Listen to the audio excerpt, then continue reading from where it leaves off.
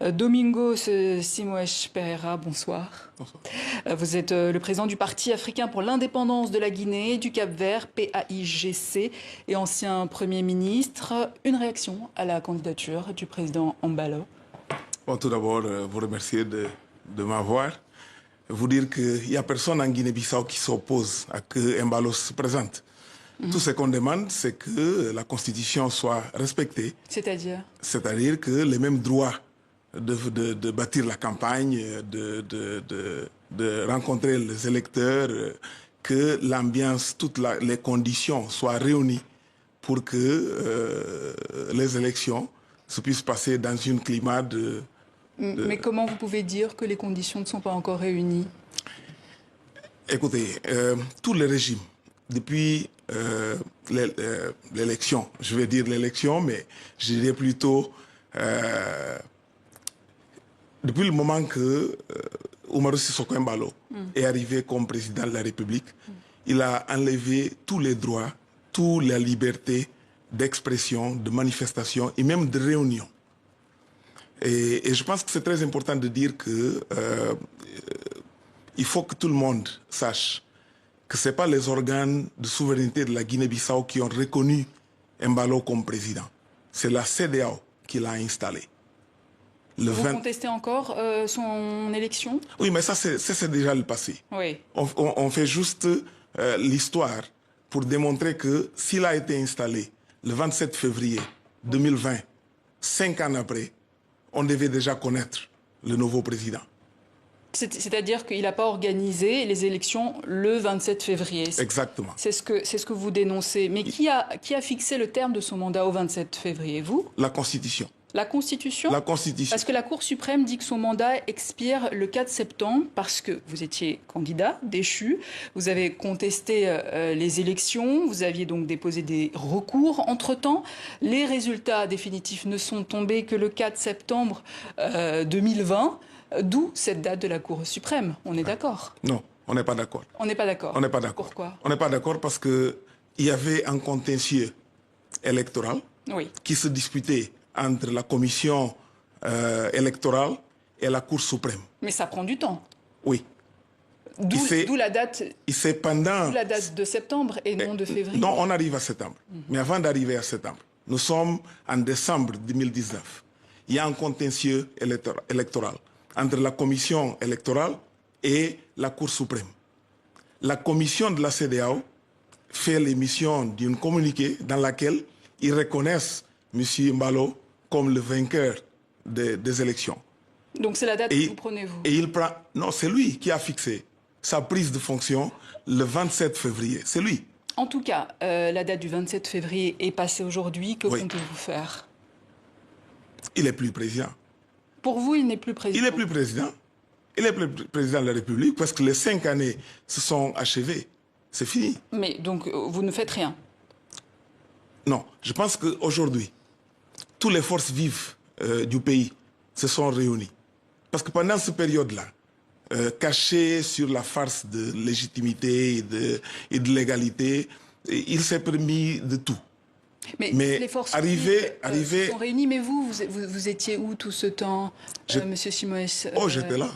Vous étiez entre Dakar, le Portugal, j'étais à Bissau. À Bissau? J'étais à Bissau. L'arène politique se passe à Bissau? Oui, j'étais à Bissau.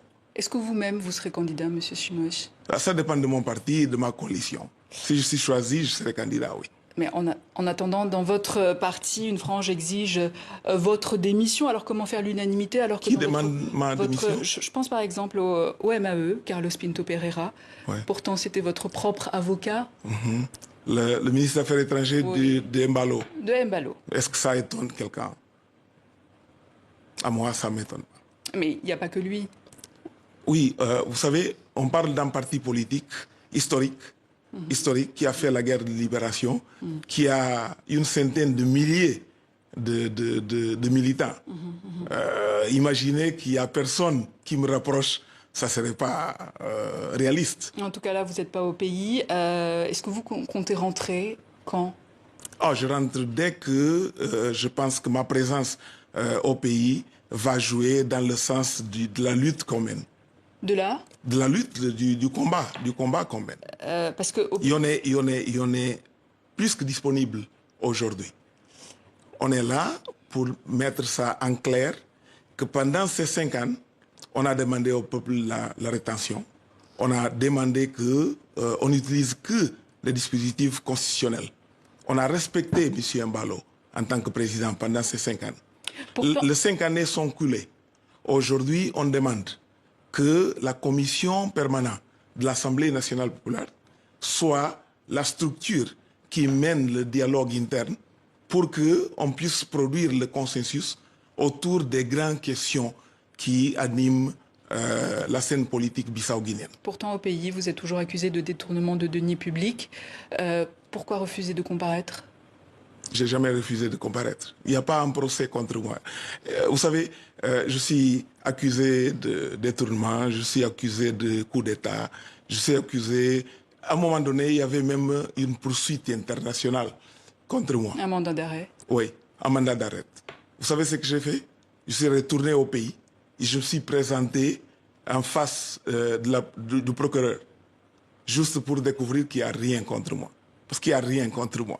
Tout ça, c'est des mécanismes qui sont créés pour que les Bissau-Guinéens ne focalisent l'essentiel. La justice ne vous a pas convoqué? Non, jamais.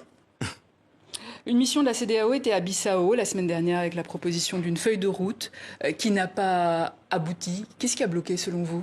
Je pense que c'est public, que c'est M. Embalo qui a renvoyé la mission. Et pourquoi? Et je pense que c'est à lui d'expliquer pourquoi.